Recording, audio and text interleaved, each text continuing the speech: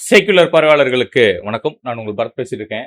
சட்டமன்ற கூட்டத்தொடரில் இன்னைக்கு மிகப்பெரிய ஒரு கலவரம் நடந்திருக்கு தான் சொல்லணும்.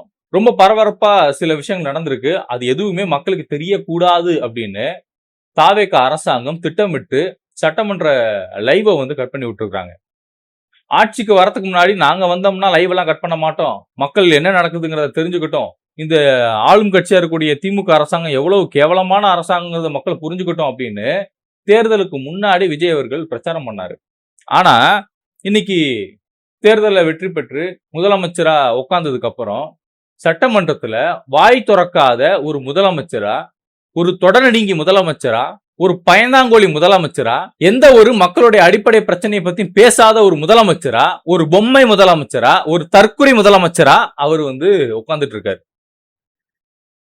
எந்த சட்டமன்றத்திலையும் நான் இது வரைக்கும் முதலமைச்சரை வாயை திறந்து பேச சொல்லுங்க, வாயை துறையா அப்படின்னு எந்த எதிர்கட்சியும் போராட்டம் பண்ணி நான் பார்க்கல. ஆனா நேத்து பண்ணாங்க திமுக. இன்னைக்கு திமுகவுடைய எம்எல்ஏ ஆஸ்டின் அவர்கள் போயிட்டு கேள்வி கேட்கிறாரு. விஜயை பார்த்து நேரடியா விஜய் கிட்ட கேள்வி கேட்கிறாரு. தமிழ்நாட்டுல எவ்வளவோ முக்கிய பிரச்சனைகள் நடந்துகிட்டு இருக்கு, மக்கள் பிரச்சனைகள் நடந்துகிட்டு இருக்கு, மக்கள் பாதிக்கிறாங்க, அவங்களோட அழுகுரல் உங்களுக்கு கேட்கலையா, ஏன் அதை பத்திலாம் நீங்க வாயை திறந்து பேச மாட்டீங்களா அப்படின்னு அவர் கேட்கிறாரு. ஆனா விஜய் அதுக்கும் வாய் மூடிக்கிட்டு தான் உட்கார்ந்துட்டு இருக்கிறாரு. மக்கள் பிரச்சனையை சட்டமன்றத்துல கூட பேச முடியாத ஒரு வக்கத்தை ஒரு முதலமைச்சர் தான் நம்ம இன்னைக்கு முதலமைச்சரா உட்கார வச்சிருக்கோம். முதலமைச்சரை நோக்கி ஒருத்தர் கேள்வி கேட்கிறாரு. ஆனா முதலமைச்சருக்கு வாய்ஸ் கொடுக்கக்கூடிய ஒரு டப்பிங் ஆர்டிஸ்டா ஆதவ அர்ஜுனா எந்திரிச்சு உட்காந்துக்கிட்டு எங்க முதலமைச்சருக்கு எப்ப பேசணும்னு தெரியும், அவர் அப்ப பேசுவாரு அப்படின்னு பதில் கொடுக்கிறாரு. எப்ப பேச தெரியும், எப்ப பேசுவாரு, எப்ப பதில் கொடுப்பாரு, டைமும் டேட்டும் கொடுத்தீங்கன்னா நாங்க நோட் பண்ணி வச்சுப்போம்.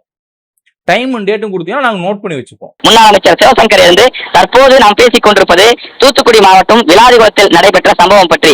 அதை பற்றி மட்டும் பேசுங்கள். எதற்காக நீங்கள் தேவையில்லாமல் குளத்தூரை பற்றி இருக்கிறீர்கள் என்று அவர்கள் பேச. ஏனென்றால் குளத்தூரிலே முன்னாள் முதலமைச்சர் மு.க. ஸ்டாலின் அவர்கள் அந்த இடத்திலே தோல்வி அடைந்தார் என்பதை மறைமுகமாக குற்றம் சாட்டி ஆதவர்ஜுனா அவர்கள் பேசிய காரணத்தால் அதற்கு பதிலடியாக தமிழக வெற்றி கழகத்தை சேர்ந்த சட்டமன்ற உறுப்பினர்களும் கிட்டத்தட்ட 100 சட்டமன்ற உறுப்பினர்கள் அப்படியே எழுந்து நின்று விட்டார்கள்.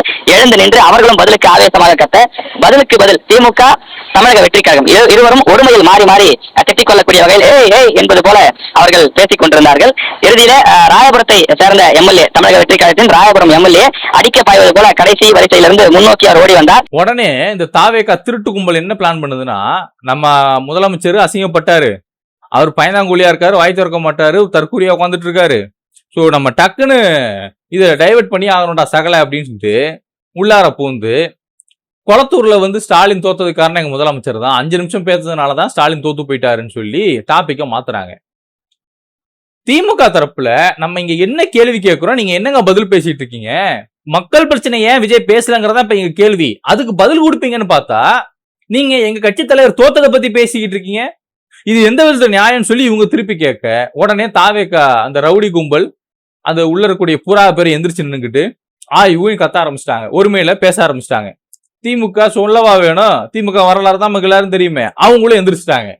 இதுல தாவேகாவுடைய ஒரு எம்எல்ஏ அவர் குடுன்னு ஓடி உதயநிதியை அடிக்க போயிருக்காராம். இது செய்தி ஊடகத்துல பதிவான ஒரு விஷயம்.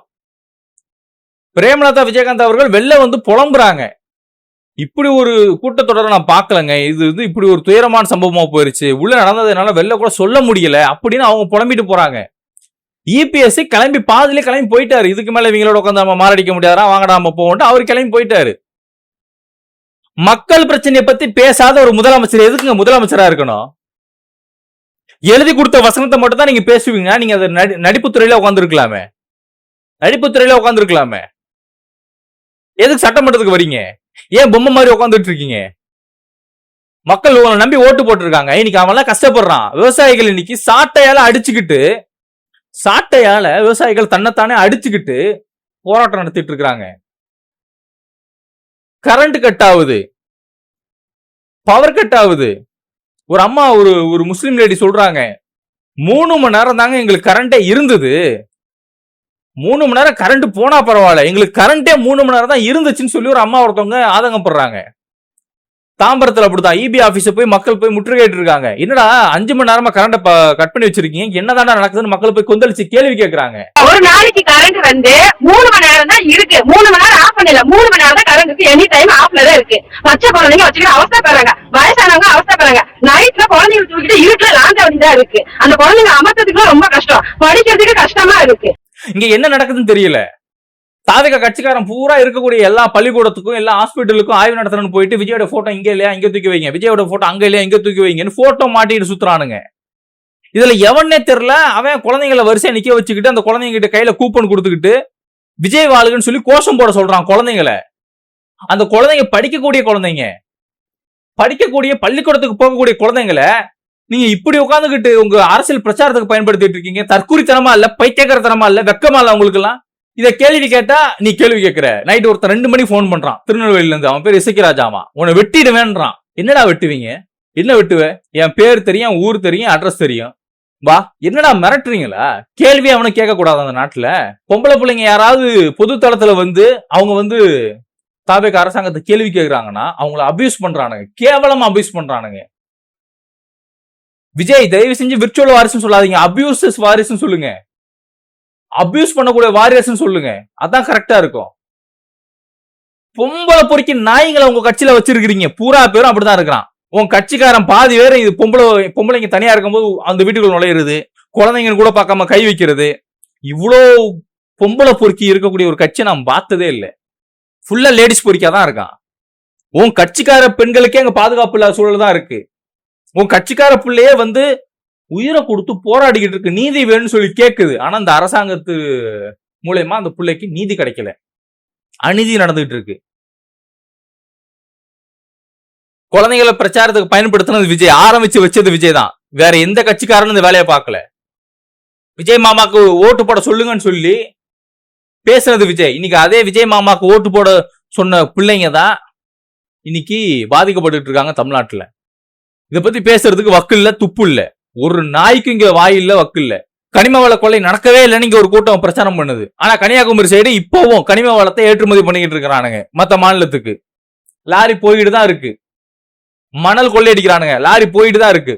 ஒரு கேவலமான ஆட்சியின் கீழே நம்ம எல்லாரும் இப்போ உட்காந்துட்டு இருக்கிறோம். இங்க பாதிக்கப்படக்கூடியது நம்ம தான். நம்மளோட உரிமைகள் எல்லாம் விட்டு போயிட்டு இருக்கு. நம்ம தமிழ்நாட்டினுடைய வருமானங்கள் எல்லாம் இங்க விட்டு போயிட்டு இருக்கு. இங்க தமிழ்நாட்டு இளைஞர்களுடைய வேலை வாய்ப்பு பறிக்கப்படுது. ப்ரொவோக் பண்றாங்களாம். ராஜ்மோகன் சொல்றாரு, திமுக எங்களை ப்ரொவோக் பண்றாங்க, எங்களை தூண்டுறாங்கன்னு. உங்களை தூண்டலங்க, கேள்வி கேட்கறாங்க. விஜய் வாய் திறக்கலாம், கேள்வி கேட்கறாங்க. சட்டமன்றத்துக்கு வரதுக்கு முன்னாடி உங்களோட சட்டமன்ற உறுப்பினர்களுக்கு 2 நாள் பயிற்சி கொடுத்தீங்கல்ல, அந்த பயிற்சி உங்க விஜய்க்கு கொடுத்துருக்க வேண்டியதானே? சட்டமன்றத்தில் எப்படி பேசணும், எப்படி நடந்துக்கணும், மக்கள் பிரச்சனையை எதிர்கட்சிகள் கேள்வி கேட்டா அது எப்படி அதை பேசணும், அதுக்கான பதில் எப்படி சொல்லணும்னு சொல்லி உங்களுக்கு கத்துக் கொடுங்க. ஃபர்ஸ்ட் விஜய்க்கு பத்திரிகையாளர்களை எப்படி சந்திக்கணும்னு சொல்லி கொடுங்க. இதுல போதாத குறைக்கு விஜயோட ஃப்ரெண்டு ஒருத்தர் கிளம்பி வந்துட்டாரு.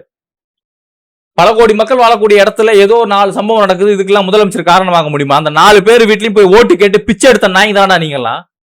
அரசியல்வாதிகள் பூரா பேரும் பிச்சை தானே எடுக்கிறீங்க. ஒரு ஓட்டு கூட மிஸ் ஆயிடக்கூடாது, பிச்சை தானே எடுக்கிறீங்க எல்லாரும்.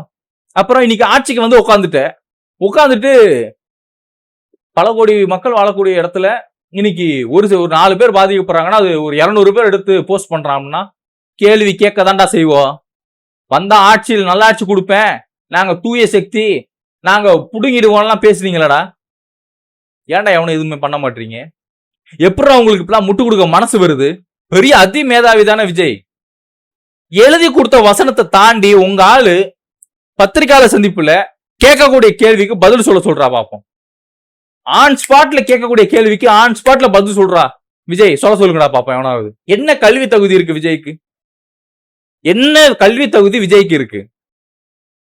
விஜய் என்ன படிச்சிருக்காரு, என்ன டிகிரி முடிச்சிருக்காரு? ஒருத்தன் சொல்லு. காமராஜர் படிச்சாரான்னு கேக்குறாங்க.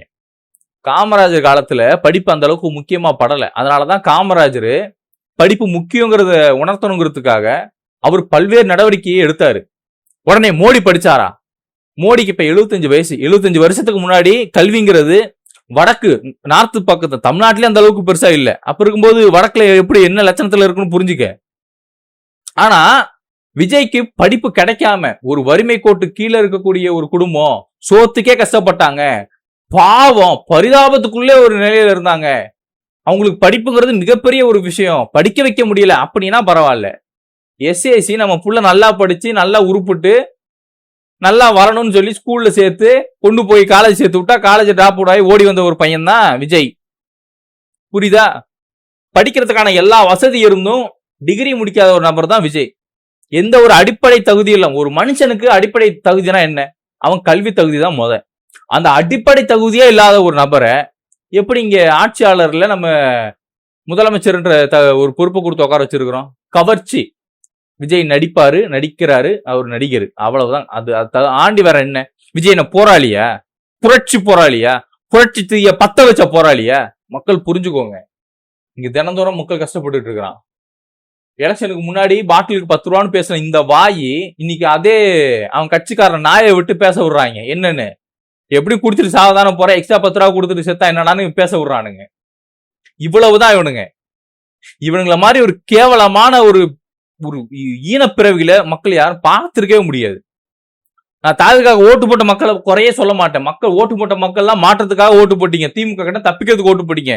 நான் வரவே இருக்கிறேன். ஆனா இன்னைக்கு தாவேகா செய்யக்கூடிய தப்புக்கெல்லாம் முட்டு கொடுத்துட்டு வந்து நிக்கிறான் பாரு, அவனை தான் நான் தற்கூரின்னு சொல்றேன்.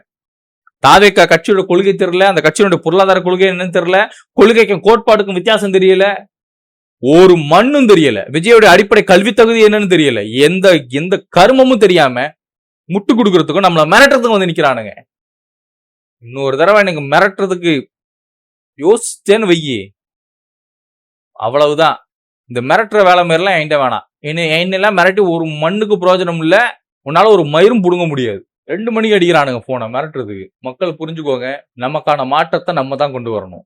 இது நமக்கான மண்ணு, நம்ம உரிமையை மீட்கணும், நம்ம தான் போராடணும். கடவுளே இறங்கி வந்தாலும் அவர் நமக்காக வேலை பார்க்க மாட்டார். இங்க ஒவ்வொரு கடவுளும் ஒரு கூட்டத்தை உருவாக்கி தான் வச்சிருக்காரு. அந்தந்த கூட்டத்துக்காக தான் அந்த கடவுள் கிளம்பி வருவார். ஒட்டுமொத்த உலக மக்களுக்காக இருக்கக்கூடிய எல்லா உயிர்களுக்காகலாம் எல்லா கடவுளும் வந்து இறங்கிட மாட்டாங்க. அவங்களும் அரசியல்வாதி தான், அது புரிஞ்சுக்கோங்க. என்னோட இணைந்திருக்கும் அனைத்து உறவுகளுக்கும் நன்றி. எல்லாருக்கும் வணக்கம். மாற்றம் அப்படின்றது நம்ம கிட்ட தான் உருவாகணும். அந்த மாற்றத்தை நம்ம தான் உருவாக்கணும். அதை உருவாக்கணும்னா முதல் நம்ம எல்லாரும் ஒன்று சேரணும். அப்படி ஒன்று சேரத்துக்கான ஒரு சின்ன ஒரு முன்னெடுப்பா வாட்ஸ்அப் கம்யூனிட்டியை நம்ம வந்து ஓப்பன் பண்ணியிருக்கோம். அதில் உங்களுக்கு விருப்பம் இருக்கு அப்படின்னா நீங்கள் அதில் சேர்ந்துக்கலாம். நம்ம எல்லாருக்கும் தனிப்பட்ட ரீதியில் திராவிடமோ தமிழ் தேசியமோ இந்திய தேசியமோ ஏதோ ஒரு சித்தாந்தம், ஏதோ ஒரு கொள்கை நமக்கு பிடிச்சிருக்கும். ஆனால் அடிப்படையில் எல்லாமே மக்கள் நலனுக்காக உருவாக்கப்பட்ட ஒரு கொள்கை. மக்கள் பிரச்சனையை பற்றி மட்டும்தான் நம்ம பேச போகிறோம். தொகுதிக்கு நம்ம ஒரு 50 பேர் ஒன்று சேர்ந்தா கூட அது ஒரு மாற்றத்துக்கான ஒரு முதல் படியாக இருக்கும். யார் யாரோ வந்து எதையோ மாற்றணும்னு நம்ம நினைக்கிறது தாண்டி நம்மளால் என்ன மாற்ற முடியும் அப்படிங்கிறத மட்டும் நம்ம நினைப்போம். ஒன்றிணைவோம், ஒன்றிணைப்போம், ஒன்று சேருவோம்.